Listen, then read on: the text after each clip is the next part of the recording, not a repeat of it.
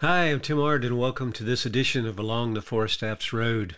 Kind of a sad occasion that I want to talk with you about today, and that has to do with last evening. I got a call that Norm Hall had passed away.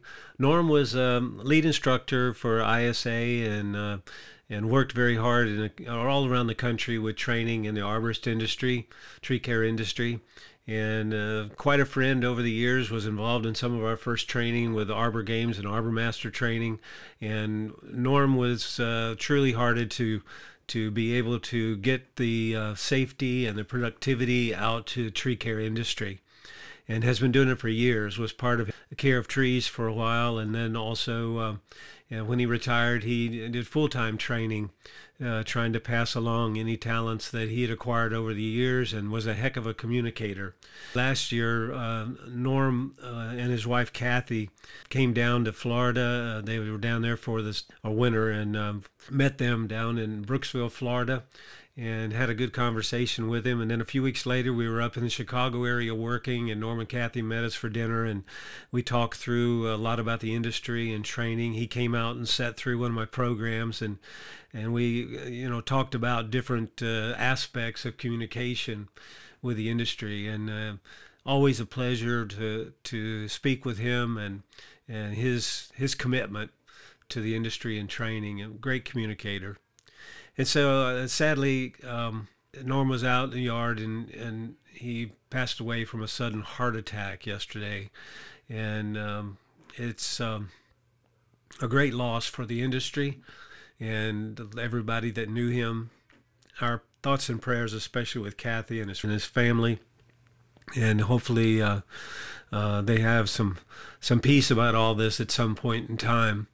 But I wanted to share a little tribute by way of a podcast that I had put on air several months ago with Norm, and it really shows his commitment and thought process for training, and the way he answered the questions, and the way he really is committed. And so I wanted to play that, and hopefully you can feel and hear what I do when it came to what Norm did for the tree care industry in his lifetime. So enjoy, and good sawing to you. Hi everyone, this is Tim Ard, and welcome to this edition of Along the Forest Apps Road. I have a special guest with us today for this podcast. That's a gentleman that I haven't seen, I guess, probably 25 years or so. Talked to him several times on the phone, back and forth on social media, but it's been a while since we've chatted, and that's Norm Hall from up around the Lake States in the Chicago area. You on there, Norm? Yes, I am. How's everybody doing? Day down south, and hopefully you have good weather up that way too. Yes, sir, we do. It's about 71 degrees. We got a little bit of wind. Don't have the air conditioning on today. It's a very nice day, and thank you for the invite. I appreciate it. Well, that's great. That's great. I was just thinking, where did we first meet? That was one of the training classes. I guess, was it ISA, or was it Arbor Master, or what was it? From what I remember, it was an Arbor Master training course, and then for the Arbor Games finals in Nelsonville, Ohio. Yeah, that's right. That's right. You kind of competed there a little bit, didn't you? Yes, sir, I did. I tell you, those were the days, and I've got some talking back and forth to several people who's been involved from those times, and they're all pretty busy out there sharing information and doing great, trying to get everybody up to snuff and safety out there in the tree care business. And the reason why I had talked to you is to kind of maybe discuss a little bit later. I'll chat with you some more here, but a little bit later about some of the bucket or lift training that you do, because I get a lot of questions about that. But I know you've been in the chainsaw rendering side of it for many years too, and not only the climbing and rigging, which very strong in, but you are also was it care of trees or something around the Chicago area that you started off with?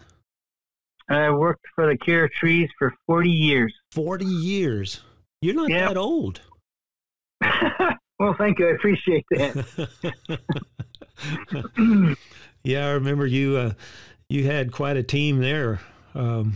I met two or three of the guys that you worked with there. I remember back years ago, and that's quite an operation around the Chicago area, or it was. I know when you were involved with it, and then you were very involved with the ISA because I guess out of Illinois where they're kind of homed, and you started doing a lot of training with that, didn't you? I started as an instructor for the Illinois Arbor Association back in 2002. With some safety courses, and then that evolved into some rigging, climbing, pruning, felling, chainsaw maintenance, cable bracing courses. So we offer up to 9 different courses, Wow. what we call the tree worker domain. And I am the lead instructor for that domain. Oh, cool. Very good. Very good. Yeah, there is so much when it comes, all I do is now pretty much just city and town stuff. But I worked last week with a police department in north of Atlanta, and a lot of my people they've barely even started a chainsaw in many cases, and then I have to try to get them to understand some things on tree felling for some of them, and then most of it's storm cleanup type stuff. But I work a lot with power companies that work a lot out of buckets, and then a lot of the cities and towns are starting to add bucket trucks as they have funds available. And there's so much though when it comes to what you've done over the years with rigging and ropes, and then also the different chainsaw techniques to work with that. But it's amazing how you keep up with all of that. There's so many changes in that industry. It's just absolutely amazing. Yeah, there's been a lot of changes in the past 25 years, even in the past 5 years. It's phenomenal how many changes there are, keeping up with all the different safety standards. Yeah. Going on the web and attending courses just to keep up to date. It's a pretty full schedule. Mm-hmm. Mm-hmm. Well, tell me a little bit about some of the I guess you'd say lift training. I guess how most people look at aerial lift. I guess that includes bucket trucks and all that kind of thing. What all is really involved in that as far as you come in and you give them the ability to certify an operator? Is that kind of what it is? Follows some of the OSHA rules as well as general industry? What I do is I just go up and follow the ANSI standards, and what they get when they complete one of our courses is a certificate of completion. I can't certify anybody because I'm not qualified to do that, but it's just unreal as to how uninformed some of these people really are. Mm-hmm. Mm-hmm. So my first recommendation would be to read the owner's manual. I would say 95% of my attendees, participants, have never even put a hand on the owner's manual. Right. And there's some very important critical information on that. Yeah. Every lift is different, and every manufacturer is different. There are over-under booms, there are side-by-side booms. Some have 4 stabilizers. Some will have 2 stabilizers. Some will have different slopes that you can operate from. The most that I can recall is a 5-degree slope, but every manufacturer is different. So my first recommendation is always read the owner's manual. Mm-hmm. Yeah, I talk about that all the time with the saws. Is that most of the time when they get saws and stuff, that the equipment. They pick it up, it goes out maybe to a truck or into a tool room, and then the paperwork always goes into a desk drawer somewhere, and nobody ever sees it. And I always tell them, at least with the equipment as far as trucks and tractors and stuff, it's usually rolled up in a tube or under the seat or in a glove box somewhere, but they still don't locate it in a lot of cases. And I was told that's one of the first things that OSHA really looks at, is familiarization with the operator's manual from any manufacturer. That's correct. And another recommendation I have is when somebody does read the owner's manual, I would go ahead and give them a test. And then if they pass that test, document it. Mm-hmm. There's nothing more critical to OSHA than safety training documentation. Mm-hmm. Mm-hmm. Keeping all the paperwork in line. Yeah. Exactly right. Yeah. So I have an outline here. I'd be happy to go through it if that's what you want me to do. You had sent me kind of a copy of that, and you know that's extensive. I mean, you know, it's something to where you know it's a lot of information, especially when you've got so many different types of units and those kinds of things that you have to make sure that you cover. But it you know, some of the basic things that you know, I think people don't understand has to do with some of the dielectrics and those kinds of things, and you know, who's supposed to get around power and who's not, who's supposed to be you know, kind of managing stuff from the ground or up in the air, you know, what type of PPE they should have or harnesses they should have, you know, all that stuff. And I see that you pretty much cover most all of that in your outline. So, and yeah, I do. There's a full body harness you're supposed to wear with a dorsal attachment, and it should have a deceleration lanyard, and you're not supposed to fall more than 6 feet if you get ejected out of the bucket.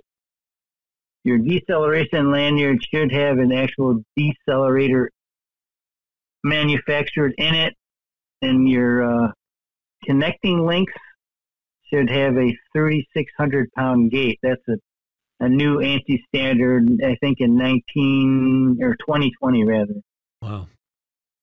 So that's some stuff that's been updated that people need to be aware of, because evidently there's a reason for that stuff, I guess.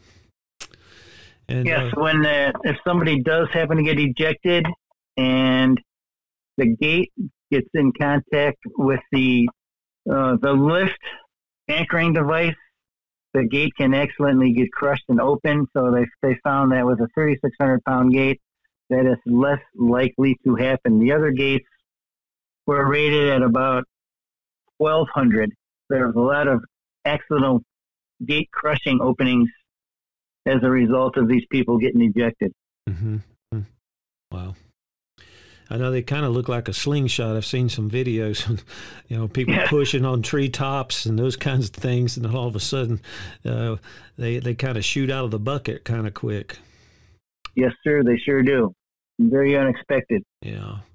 One other thing I just thought about, what is your understanding, or I'm sure you know the rules on this. I've heard bits and pieces of it, but as far as saw work out of a bucket, I've seen a lot of the power companies and stuff going to pole saw use out of the bucket, and some are hydraulic, and I guess they're kind of gearing up for battery units.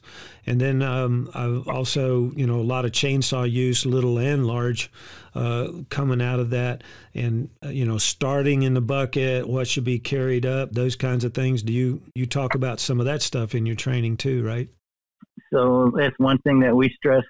At the Care of Trees, we had a rule that anytime you operate a chainsaw, either from a rope and harness or from a lift, shall have a deceleration lanyard on it, but it is not in the new standard. It's only in the standard for working out of a rope and harness.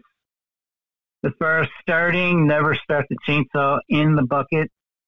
Always start the chainsaw with the chain brake on, and have something between you and the chainsaw, say a tree part or the basket or the bucket. No drop starting. Always have the chain brake engaged. Mm-hmm. Always start it at idle, except for when you're cold starting. Then you have that fast idle, but make sure the chain brake is engaged. Mm-hmm. Well, what I was reading something. I don't know whether it ever was finalized on the Z133. It used to be like a 10.5-pound limit on starting outside the bucket on saw size, and I think they moved it up to 15 pounds or something like that. Yeah, so it's now at 15 pounds. But there's no lanyard required. Is that what you said? There's no lanyard required. I'm working out of a bucket. Okay, and so they would. But you can't clamp start that or anything in the bucket? No, you cannot. Okay, so it all has to be outside of the bucket, small saw and big saw when it's when it Correct. started. But I guess you could go against a limb crotch or trunk or something like that to stabilize. Absolutely. Yeah. Highly recommended. Yeah, and if not, then you gotta lanyard or rope it all the way up or something, I guess, from the ground. Right. Yeah, we used to do that. We used to tie our chainsaws in like we did our climber. Uh-huh. But yeah, there's the new standards are kind of lax on the chainsaw working out of a bucket. Mm-hmm. Well, I've kind of explained that wrong here over the, starting with any size saw actually in the bucket or clamped or something like that. So I have to change that deal. But yeah, I see what it is. I know. If you do nick a bucket and stuff like that, then you got all the dielectric certifications to redo and stuff, I guess, too, if you're working with power, right? Yeah, they recommend that you get your lift dielectrically tested that annually. So yeah, if you do, most of them will have a liner inside the basket, which will add some dielectric qualities. But yeah, if that gets nicked with the chainsaw, then yeah, that's something to be aware of for sure. So the liner can come out, not have to replace everything, but they would still be probably pretty expensive, I assume. Yeah, they're not cheap, that's for sure. Yeah. Well, that's, all that kinds of stuff I hear about, and that's something that, like I say, I mean, I guess you see some of it in the operator's manual, but I've had this thing here for the past few weeks, been talking a lot about how people learn and repetition, and I mean, how do you get people to practice those things in the classes? You just have to try to keep class size fairly small, and then a lot of up and down with the buckets, or what do you do as far as trying to get people to understand it? Because I know, gosh, it has to be a world of events just on control differences and things like that when people are trying to learn it. Well, we have two different courses. We have one course that is an advanced training course, and we limit the attendance to 6, and that's a full 6.5 hour course. And we go over the full 3-page outline with that. And then we offer a municipal harvest training program where we offer 2 topics in a 6.5 hour period. So that's going to be a highly condensed program. And I just go over the highlights of the 3-page outline. Mm-hmm. But yeah, everybody will get a chance to go in the lift. Or first they'll get a chance to set it up, level it with the stabilizers, check it for hydraulic leaks, put on their harness, check the snaps or connecting links to make sure that they are indeed locking and self-closing. Mm-hmm. Check the anchor devices on the bucket, make sure that they're indeed structural integrity is there. Put on the harness, make sure it's put on the correct way, and just let them fly the bucket. And we critique them while they're flying the bucket. Mm-hmm. So there has to be an unfolding procedure and a folding procedure. Different manufacturers have different unfolding and folding techniques, so you have to follow that procedure. And then the last thing we go over is rescue. Mm-hmm. Nowadays, the new buckets will have tilt features, so the actual basket can be tilted to extricate the operator easily, but some of the older buckets don't have a tilt feature, so we have to actually pull them out onto the cab guard mm-hmm. and wait for EMS. But yeah, that's pretty much what we do. The 6.5 hour advanced training course is highly recommended because there's a lot more material involved. But the budgets come to play in with the municipalities. So mm-hmm. that's why we offer a 2-course, 6.5 hour day presentation. Well, a lot of that you just explained, that's kind of the questions that I hear, from managers and stuff that, they've got this new bucket that they finally got appropriation funds for, and then they try to get somebody to operate it and up to snuff, and basically the manufacturer representative or the sales outlet is usually their first attempt at the training, because it's usually kind of comes with the purchase deal. But then it doesn't do a whole lot for the operator, is what I hear. Are constantly looking for someone to be able to give them what they need to get their people a little more up to accustomed with the bucket.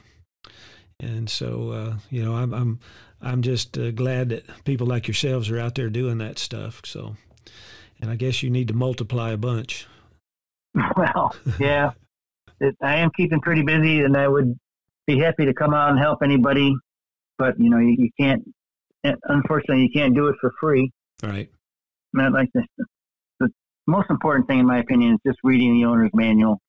After you read the owner's manual, the supervisor should have some kind of exam prepared and let the person take this exam, and only let them fly the bucket if they indeed have passed the exam.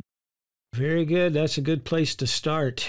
And I think it's always good to go back to the basics and then try to seek out somebody like yourself, Norm, to be able to make it interesting for the folks to where they retain more of it. And you can also give them the experience from your background and be able to maybe make them a little bit more productive as well as safety. And I think that's something that sometimes they don't always think about when it comes to finding some type of a training course or whatever on equipment like this is thinking through. You might have to pay a little bit for it, but more or less you make it back up, and a lot of less wear and tear on the equipment, and a lot more production in the long run. So that's and the safety factor is involved as well. You can't emphasize enough on safety. How much is a life worth?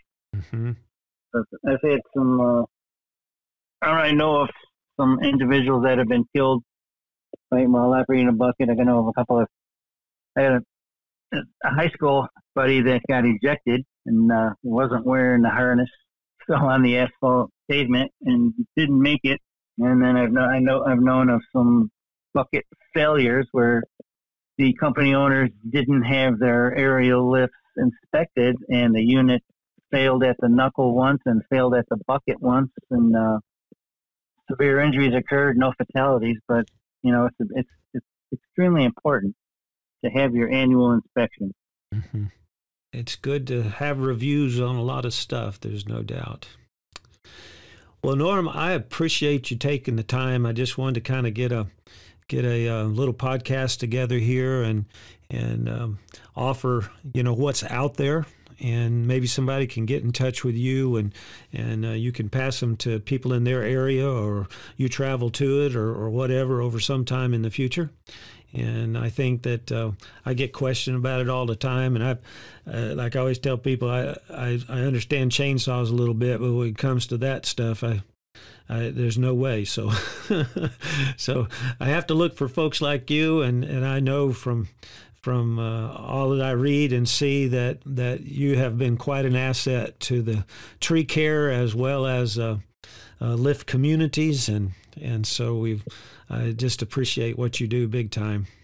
Well, thank you. I appreciate that. And here again, thank you for the invite. It was an honor to be on your show.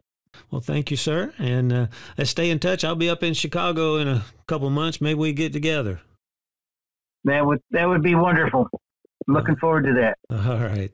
Thanks, Norm. And we'll talk to you next time, man. See ya. All right. Thank you.